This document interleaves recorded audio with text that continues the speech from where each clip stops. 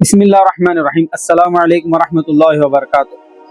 کتاب فتوح الغیب، جس کے مقالے لگ بھگ 34 مقالے ویڈیو کی شکل میں آپ کے سامنے آ گئے۔ تمام حضرات سے گزارش ہے کہ چینل کو سبسکرائب کریں، ویڈیوز کو شیئر کریں اور ویڈیوز کو لائک کریں۔ مقالہ نمبر 35، جس کا عنوان ہے راست بازی تزکیہ باطن کی اصل۔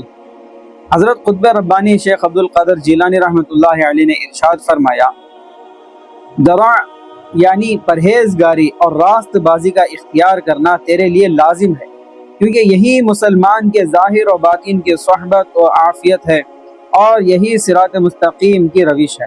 احادیث میں ورع یعنی پرہیزگاری کو دین کی اصل و بنیاد قرار دیا گیا۔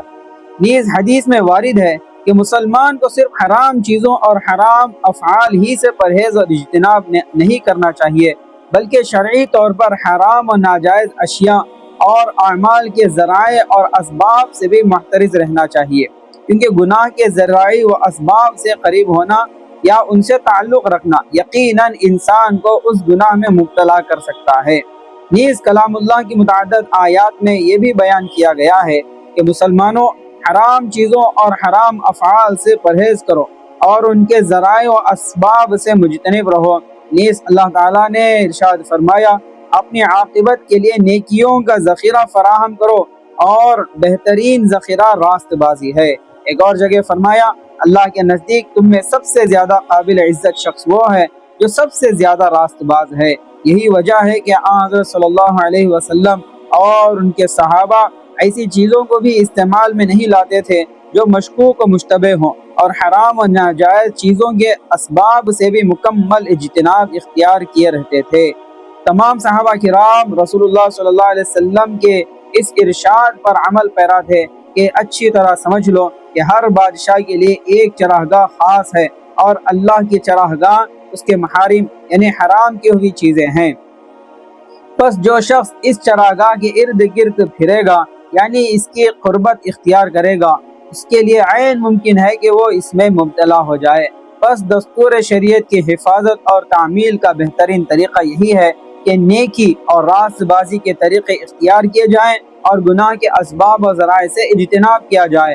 جو شخص اوامر الہی کا احترام کرتا ہے اور راست بازی اختیار کرتا ہے، اللہ کی امداد و اعانت اس کے شامل حال ہوتی ہے اور اس کو مصائب سے محفوظ و مامون رکھا جاتا ہے۔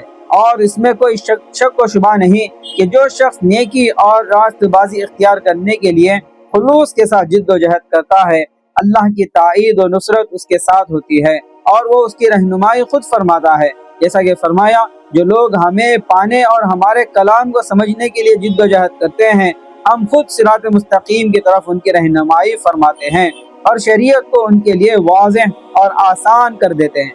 بس ہر مسلمان کی یہ کوشش ہونی چاہیے کہ وہ اتباع نفس سے مجتنب رہے اور فاسق و فاجر لوگوں کے میل ملاپ سے کنارہ کش رہتے ہوئے اللہ کے مطیع فرما بردار لوگوں کی صحبت اختیار کرے اور راہ راست کے لیے کوشاں ہو۔ بس میں تجھے تاکید کرتا ہوں کہ اپنے سابقہ گناہوں اور لغزشوں سے توبہ کر اور آئندہ کے لیے راست بازی اختیار کرتے ہوئے اللہ سے نیکی کی توفیق طلب کر، تاکہ تجھے اتباع نفس اور شرک کی ممکنات سے محفوظ رکھا جائے اور سلامتی پائے۔ اللہ تعالی ہمیں عمل کی توفیق عطا فرمائے، آمین۔